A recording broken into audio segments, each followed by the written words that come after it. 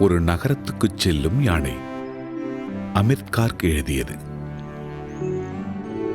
ஒரு மாநகரத்துக்கு நடுவில் ஒரு சிறிய மிருகக்காட்சி சாலை இருந்தது.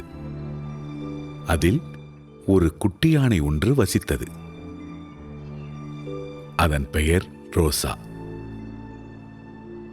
அந்த மிருகக்காட்சி சாலையின் காப்பாளர் குட்டி ரோசாவை மிகவும் விரும்பினார். அதை எல்லா வகையிலும் பத்திரமாக பார்த்து கொண்டார். நிறைய பார்வையாளர்கள் ரோசாவை பார்க்க வந்தனர். அதை கண்டுகளித்தனர்.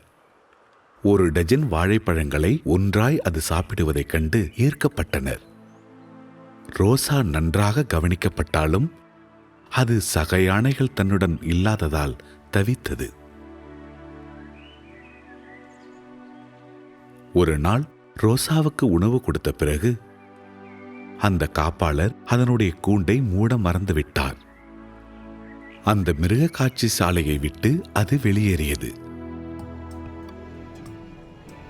முதலில் சாலை ஓரத்தில் நின்று கொண்டிருந்த ஒரு ஐஸ்கிரீம் விற்பவனை பார்த்தது. ரோசாவை பார்த்ததும் அவன் ஓட்டம் பிடித்தான். ஆர்வத்துடன் அந்த குட்டி யானை அந்த ஐஸ் பெட்டிக்குள் தன் தும்பிக்கையை நுழைத்தது. ஏதோ ஒன்று சில்லென்றும் தித்திப்பாகவும் ருசிகரமாகவும் இருந்ததைக் கண்டு அதை முழுவதும் அப்படியே விழுங்கியது. ரோசா சுற்றி கொண்டிருந்த போது அதன் கண்கள் மட்டும் எதையோ யாரையோ தேடிக்கொண்டிருந்தது. கடைசியில் ஒரு கடையின் உள்ளே தொலைக்காட்சியில் யானைகள் கூட்டமாக இருப்பதை கண்டது. நண்பர்கள் என்று நினைத்து அந்த தொலைக்காட்சி கடைக்குள் சென்றது. கடையில் இருந்த எல்லோரும் ரோசாவை மட்டும் விட்டுவிட்டு வெளியே ஓடினர். ரோசா தொலைக்காட்சியில் தெரிந்த யானைகளிடம் பேச முயற்சித்தது. ஆனால் அவை பதில் பேசவில்லை. குழப்பமடைந்தும் ஏமாந்தும் அது வெளியேறியது. திரும்ப வீதிக்கு திரும்பி வந்ததும் ஒரு தேங்காய் கடைக்காரன் தேங்காய் விற்பதை பார்த்தது.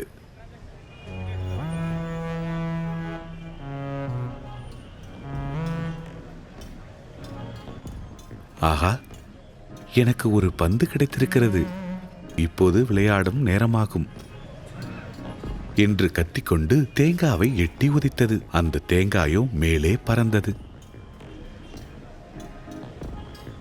அந்த தேங்காய் சாலையை தாண்டி பூங்காவில் விளையாடி கொண்டிருந்த ஒரு சிறுவன் பக்கத்தில் விழுந்தது.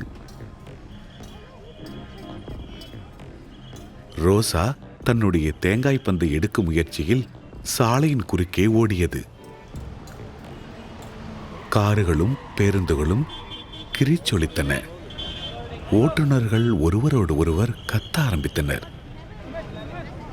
ரோசா போக்குவரத்து நெரிசல் ஏற்படுத்தியதால் வாகனங்கள் நின்றுவிட்டன.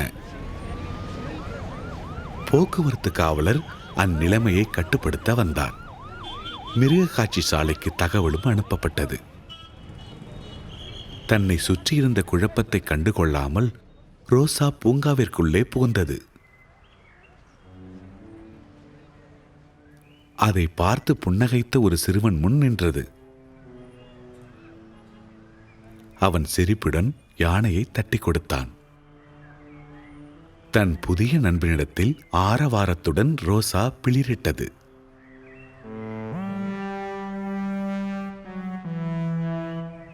இதற்கிடையில் மிருகக்காட்சி சாலையின் காப்பாளர் பூங்காவை வந்தடைந்தார்.